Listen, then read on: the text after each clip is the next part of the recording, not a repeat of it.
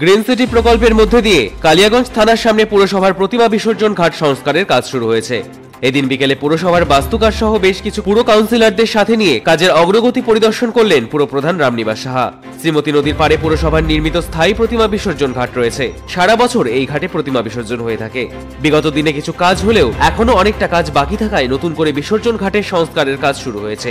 এই কাজ 3 মাসের মধ্যে সমাপ্ত করা হবে বলে জানান কালিয়াগঞ্জ পুরসভার পুরপ্রধান রামনিবাস সাহা। रिलायंस डिजिटल का डिजिटल इंडिया सेल शुरू हो चुका है। पाइए 26,000 तक का instant discount leading bank cards पर। साथ ही पाइए फास्टेस्ट डिलीवरी एंड इंस्टॉलेशन, सबसे कम दाम, 14 दिनों की रिटर्न पॉलिसी और इजी EMIs अपने नजदीकी रिलायंस डिजिटल या माई जियो स्टोर्स में। शर्तें लागू।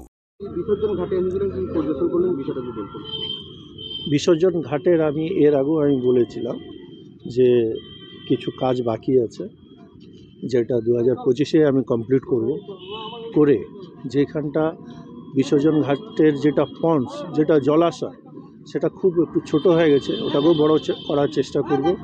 আর বিসর্জন ঘাট থেকে আমাদের যে গ্রিন স্পেস হচ্ছে দেখবেন ডান দিকে, সেটার সাথে যাতে একটা লিঙ্ক হয়, ওই ড্রেনের উপরে স্ল্যাব দিয়ে, এগুলাই সব কাজ চলছে এবং 2-3 মাসের মধ্যে কাজ হয়তো এটা কমপ্লিটও হয়ে যাবে।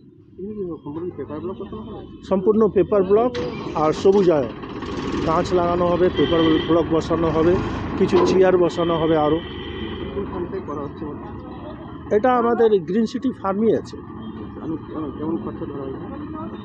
খরচা এর মধ্যে কিছু করা আছে আর কিছু বাকি আছে, এটা আমাকে এক্সাক্ট রিপোর্ট আমি দিতে পারতেছি না। হয়ে যাক, তারপরে আমি এটা এই বললাম 2-3 মাসের মধ্যে আপনি দেখবেন কমপ্লিট হয়ে গেছে। কালিয়াগঞ্জ থেকে পায়েল রয় রিপোর্ট, কুলিক নিউজ।